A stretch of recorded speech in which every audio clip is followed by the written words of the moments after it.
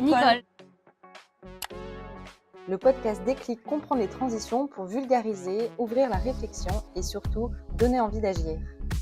Bonjour et bienvenue dans Déclic comprendre les transitions, le podcast dans lequel on explore les transformations des individus et des entreprises, qu'elles soient managériales, environnementales ou numériques. Aujourd'hui, on est dans le festival La Claque qui est dédié au podcast à Marseille, à l'épopée.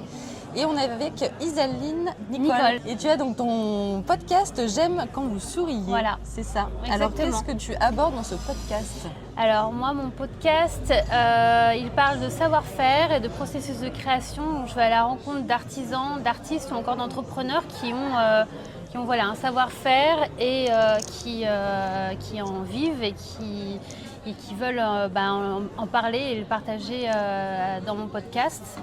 Donc ça me permet d'aller à la rencontre de ces personnes. Ça m'a toujours passionnée en fait de savoir comment les gens font les choses, comment on fait, comment on monte un projet et comment on fait quelque chose de ses mains ou de sa tête, mais à partir de notre créativité. Donc voilà. Et pourquoi le podcast, que c'est un média intéressant pour aller à la rencontre de ces artisans, ces artisanes ? Pourquoi ? Alors, je me suis posé plutôt la question, un peu de manière égoïste, mais plus pour moi, parce que j'aime bien écouter des podcasts. C'est un média qui me permet, moi, d'assouvir ma créativité. J'aime écrire, donc ça me permet de faire des portraits de mes invités avant chaque podcast. J'aime aller à la rencontre des gens, discuter avec eux, et c'est vrai que ça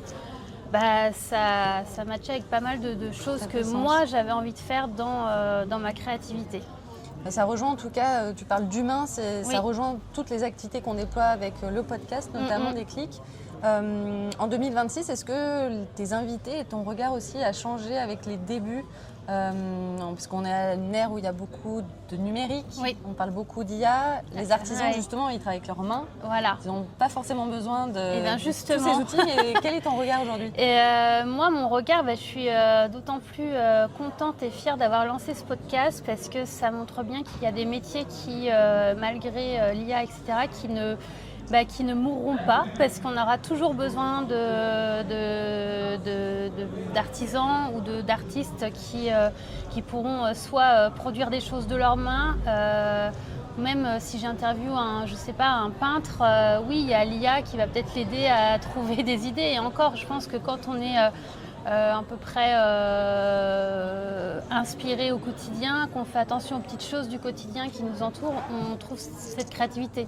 Donc pour moi, l'IA, justement, tous les métiers manuels, artisanaux, justement, sont... Et je trouve que même avant l'IA, depuis le Covid, sont vraiment en pleine expansion parce que les gens se rendent compte de l'importance en fait du travail manuel. Et ça, j'en suis très fière. Je suis très fière de ça. Voilà.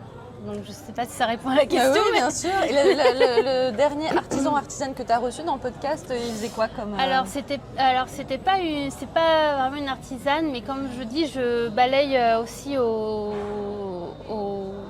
manière très large au niveau de la créativité.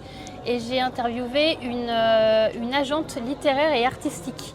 Donc c'est elle en fait qui va faire le lien, notamment dans le monde du livre, entre les artistes qu'elle représente et l'éditeur.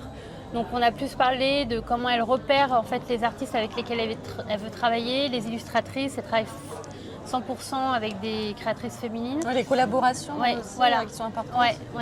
Pour bien les choisir aujourd'hui, c'est un enjeu quand même en 2026 Exactement. aussi avec qui on a envie de travailler. Exactement. Ouais, Qui c'est place ça. l'humain comme nous Ouais. dans ses activités. Ouais, tout à fait. Et aujourd'hui, du coup, tu es au Festival La Claque. Oui. Dans quel cadre ? Pourquoi tu es là ? Alors je suis venue parce que j'aime bien interviewer des gens, mais j'aime bien aussi aller écouter les autres.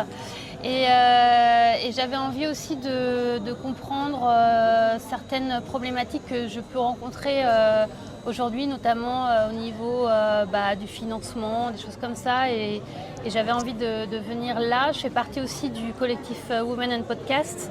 Et donc c'est en discutant avec Jeanne que tu viens d'interviewer c'est elle qui m'en a parlé, et parce que je ne connaissais pas ce festival, et quand j'ai vu la programmation je me dis allez go, j'y vais, je prends mes billets et je viens. La Voilà. dernière question qu'on a envie de te poser, Isaline, c'est le mot que tu gardes de cette journée?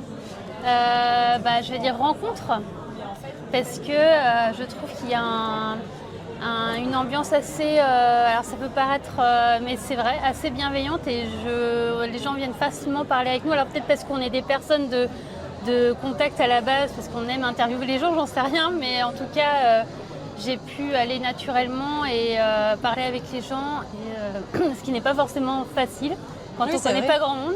Et donc je dirais rencontre, et ces rencontres font toujours aussi évoluer mon projet, parce que comment j'ai envie de faire évoluer mon podcast.